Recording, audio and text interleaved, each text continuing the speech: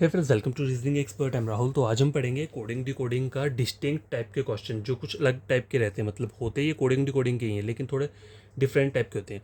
तो आज हम ये पढ़ेंगे और उसके बाद क्या करेंगे, फिर हम अपना जो ये टॉपिक बंद कर देंगे, क्योंकि मैंने सारी टाइप्स आपको बता दिए हैं, उसके क्वेश्चन भी बता चुका हूँ मैं।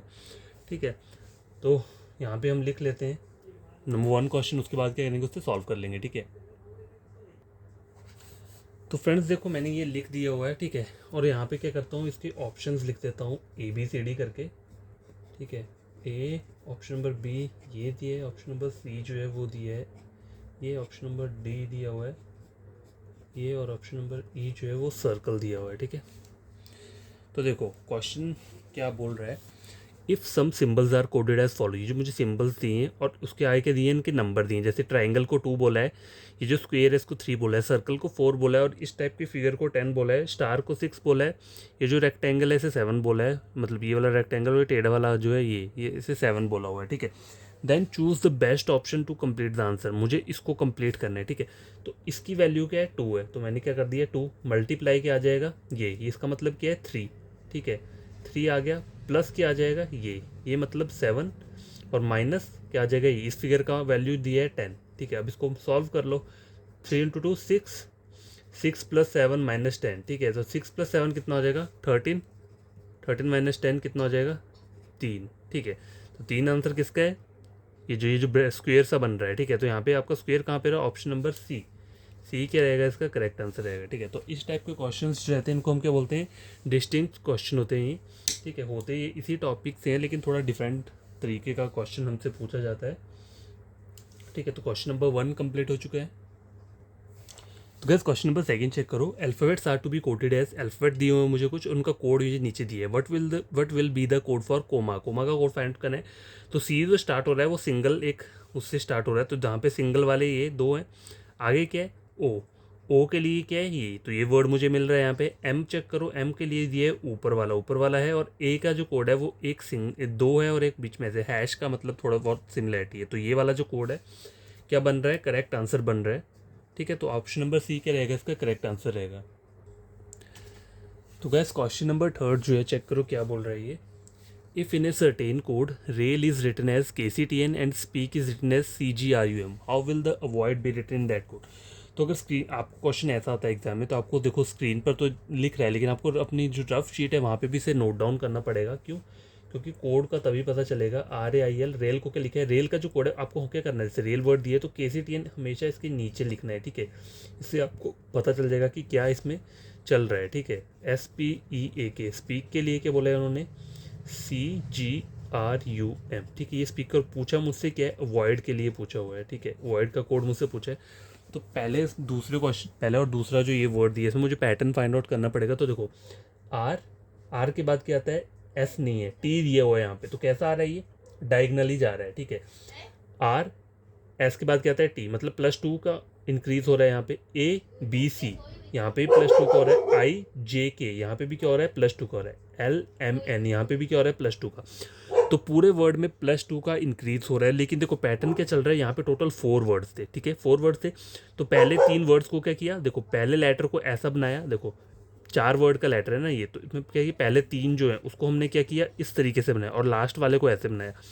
अब आगे वाला कितने वर्ड्स का लेटर है, 1 2 3 4 5, 5 वर्ड्स का है, ये 4 का है और ये 5 का है। तो 5 वर्ड्स में हम क्या करेंगे, देखो ऐसे, ऐसे, और बीच में ऐसे, और इस तरीके से बनेगा। ठीक है, मैं बताता हूँ, देखो एस का क्या आएगा, STU, ये आ गया, ABCEFGPQRKLM। ठीक है, तो ++2 का इंक्रीमेंट हो रहा है, और ये वाला पैटर्न चला है यहाँ पे। अब वाइड है तो उसमें भी यही पैटर्न चलेगा। देखो ABC, ठीक है, IJK, ठीक है, OPQVX, W और X आगे DEF, तो ये आपका कोड बन के आया है KQXCF, ऑप्शन नंबर 2। तो गैस क्वेश्चन नंबर 4 जो है स्क्रीन पे ये लिखा हुआ है, in a coding language hydrosphere is known as lithosphere, lithosphere is known as troposphere, troposphere is known as stratosphere, stratosphere is known as biosphere, biosphere is known as atmosphere, then where will be O3।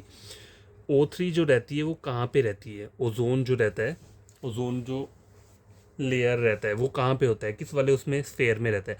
तो ये science से related question है, लेकिन ये भी कभी कभी पूछे जा सकते हैं। मैंने कहा ना आज जो हम पढ़ रहे हैं वो डिस्टिंक्ट क्वेश्चन है, मतलब ये कहीं से भी आ सकते हैं, ठीक है, उस तरीके का। तो आपको थोड़ा साइंस मतलब नॉलेज हो उस चीज़ का, तो मतलब वाला क्वेश्चन आप इजीली फाइंड आउट कर लोगे। देखो O3 जो रहती है वो रहती है स्ट्रेटोस्फेयर में, स्ट्रेटोस्फेयर में रहती है। लेकिन यहाँ पे स्ट्रेटोस्फेयर को बोला क्या गया है, आपको यहाँ पे चेक करना है कि स्ट्रेटोस्फेयर को क्या बोला है। मतलब स्ट्रेटोस्फेयर इज नोन एज के आगे का जो वर्ड है वो आपका आंसर होगा, ठीक है।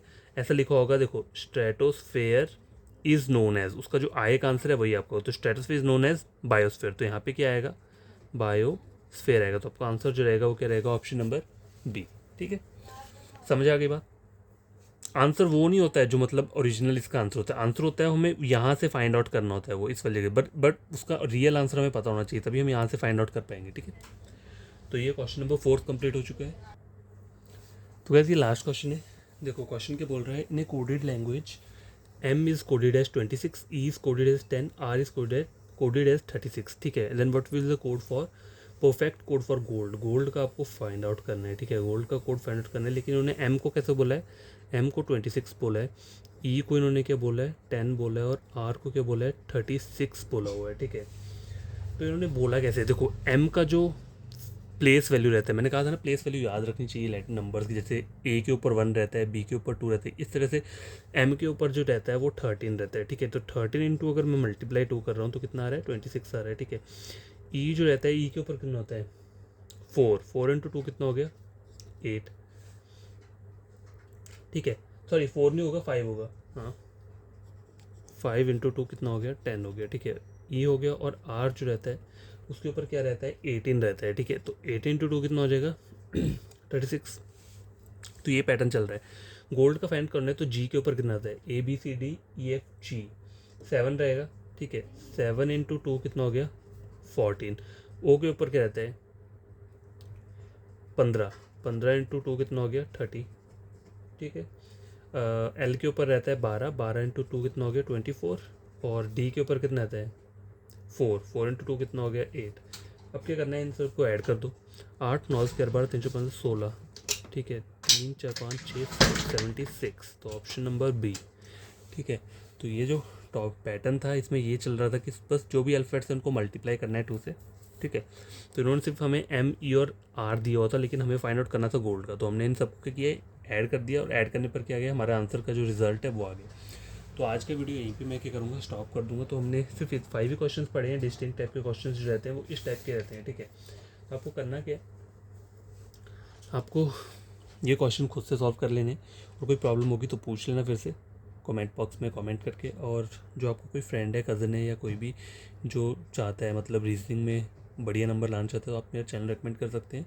कोई प्रॉब्लम होगी, देखो अगर आपको लगता है कि मैं सही नहीं पढ़ा सकता हूँ तो आप मेरा चैनल टैली कर सकते हो किसी और के चैनल के साथ। लगता है अगर मैंने ढंग से पढ़ाया तो पढ़ लेना मेरे वाले यहाँ से।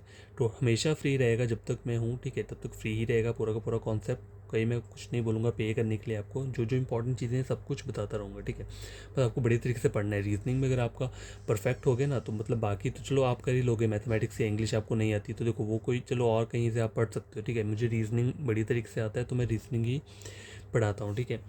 तो आप ये क्या कर सकते हो, पढ़ सकते हो। अपना आपका कोई फ्रेंड होगा तो उसे मेरा चैनल रेकमेंड कर देना, टैली कर लेना। कहीं पे अगर कोई लगता है कि मैं ढंग से नहीं पढ़ा रहा हूँ तो मुझे बता देना, ठीक है। वहाँ पे जहाँ पे भी मिस्टेक रहेगा वहाँ पे आप निकाल के वो बता सकते हो, ठीक है। और बस यही बोलूँगा बड़ी तरीके से पढ़ो, ठीक है। जो जो इंपॉर्टेंट चीज़ें हैं वो मैं बताता रहूँगा, बस आपको पढ़ना है अच्छे तरीके से। रीजनिंग जो रहना चाहिए वो परफेक्ट रहना चाहिए, ठीक है। तो बाय।